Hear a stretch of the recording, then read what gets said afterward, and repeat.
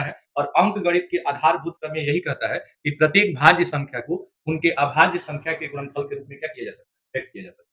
तो सबसे पहले मान लीजिए कि भाज्य संख्या आपका पहला प्रश्न जैसे मान लीजिए दिया है 140।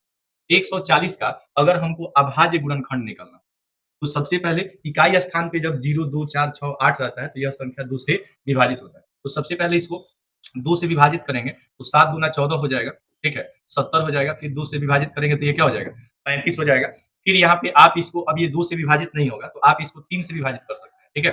3 से विभाजित कर सकते हैं। 3 से विभाजित नहीं होगा, 3 एकम 3 हो जाएगा, 35 नहीं कटेगा तो 5 से विभाजित कर दीजिए। तो ये क्या हो जाएगा?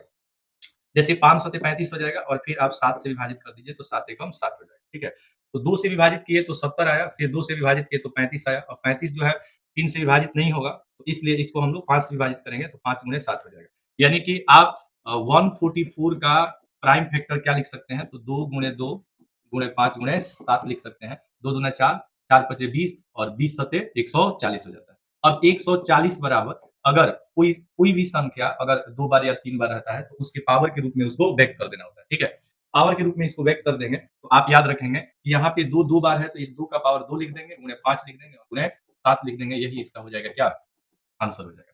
तो ये पहला क्वेश्चन आपको समझ में आ गया कि 140 का हमको अभाज्य गुणनखंड निकालना है, तो सबसे पहले इकाई स्थान पे 0, 2, 4, 6, 8 रहेगा, तो यह संख्या 2 से विभाजित होगा। 2 से कटाएँगे 14 को 7 बार में कट जाएगा, 0 है तो 0 हो जाएगा। 2 से कटाएँगे 70 को तो ये 35 बार में कट जाएगा, फिर 5 से कटाएँगे 35 7 बार में और 7 से 7 1 बार में। तो इसका अभाज्य गुणनखंड हो जाएगा 2 गुणे 2 गुणे 5 गुणे 7, 2 2 बार है तो 2 का पावर 2 हो जाएगा, 5 गुणे 7। अब अगला प्रश्न देखते हैं, नेक्स्ट क्वेश्चन क्या कह रहा है, ठीक है? चलिए, तो नेक्स्ट क्वेश्चन की तरफ हम लोग देखते हैं। जैसे सेकंड क्वेश्चन क्या कह रहा है? सेकंड कह रहा है कि 156 का क्या करना है? प्राइम फैक्टर निकालना है। किसका बाबू? 156 का प्राइम फैक्टर, ये सेकंड क्वेश्चन है, ठीक। सेकंड क्वेश्चन है। सेकंड क्वेश्चन क्या कह रहा है कि 156 का प्राइम फैक्टर क्या होगा? इसको 2 से डिवाइड करेंगे क्योंकि इकाई स्थान पे 0, 2, 4, 6, 8 रहने पर यह संख्या 2 से विभाजित होता है। तो यहाँ पे देखिएगा 7 दूना 14 हो जाएगा, 8 दूना 16 हो जाएगा, 2 से घटाएँगे तो ये 2 तिहाई 6 हो जाएगा और यहाँ 1 और 9 बचेगा तो 2 9 18 हो जाएगा। फिर 3 से कटाएँगे तो 1 तिया 39 हो जाएगा और फिर 13 से कटा दीजिएगा तो ये 1 हो जाएगा। 156 को आप क्या लिख सकते हैं? 156 को आप क्या लिख सकते हैं? अभाज्य गुणनखंड। तो ये लिख सकते हैं 2 गुणे 2 लिख सकते हैं। उसके बाद 3 गुणे क्या लिख सकते हैं? 13 लिख सकते हैं। इसके पावर के रूप में इसको लिख दीजिएगा तो 2 का पावर 2 2 बार है तो 2 हो जाएगा। गुणे 3 गुणे कितना हो जाएगा? 13 हो जाएगा। यही इसका क्या हो जाएगा? आंसर हो जाएगा। ठीक है? अब अगला प्रश्न क्या कह रहा है? जैसे अगला प्रश्न क्या कह रहा है कि 38-25 थर्ड क्वेश्चन देखेंगे। ये थर्ड क्वेश्चन क्या कह रहा है कि 38-25 जो है, इसका प्राइम फैक्टर क्या होगा? तो यहाँ पे देखिएगा इकाई स्थान पे यहाँ पे क्या है? 5 है, ठीक है? तो यह संख्या जो है 2 से विभाजित नहीं होगा, तो सबसे पहले इसको हम लोग 3 से विभाजित करेंगे। 3 से विभाजित करेंगे, 3 एकम 3 हो जाएगा, 3 दूना 6 हो जाएगा और 2 1 3 सौते 21 हो जाएगा और 1 5 बचेगा, 3 पचे 15। फिर 3 से कटाएँगे, 3 चौका 12 हो जाएगा, 3 दूना 3 दूना 6 हो जाएगा और 1 और 5 बचेगा, 3 पचे 15। अब ये संख्या 3 से कटाएँगे, 3 एकम 3, 3 चौका 12 नहीं कटेगा। अब इसको कटाएँगे 5 से, ठीक है? तो 8 पचे 40 हो जाएगा और पचे 25 हो जाएगा। फिर यहाँ 5 से कटाइएगा तो ये 17 पचे 85 हो जाएगा। फिर इसको 17 से कटाइएगा तो 1 हो जाएगा। तो यहाँ पे आप देख सकते हैं कि जो 38-25 है, 38 जो 25 है, इसके इसका अभाज्य गुणनखंड क्या होगा? तो 3 गुणे 3 हो जाएगा, क्या हो जाएगा? 3 गुणे 3 हो जाएगा, गुणे 5 हो जाएगा, गुणे 5 हो जाएगा और गुणे 17 हो जाएगा। अब यहाँ पे आप देखिएगा कि 3 जो है 2 बार है, तो 3 का पावर 2 हो जाएगा। 5 2 बार है, तो 5 का पावर 2 हो जाएगा, गुणे कितना हो जाएगा? 17 अभाज्य गुणनखंड।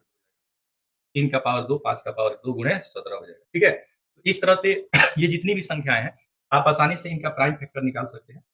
अब देखिए अगला प्रश्न क्या कह रहा है कि चौथा प्रश्न कह रहा है कि 505 का 500 5005 ठीक है? 5005 का अभाज्य गुणनखंड क्या होगा?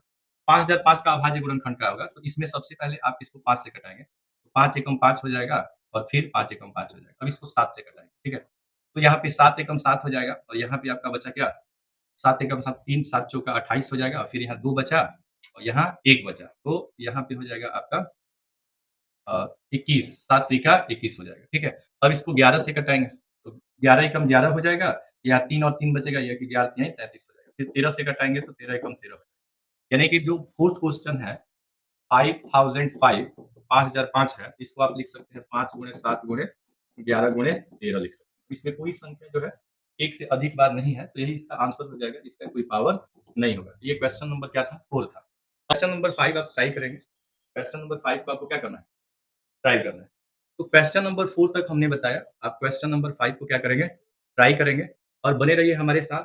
इस सेशन में हम लोग क्लास 10th का एनसीईआरटी का जितने भी क्वेश्चन्स हैं, उसको हम लोग सॉल्व करेंगे। तो thank you for watching this video.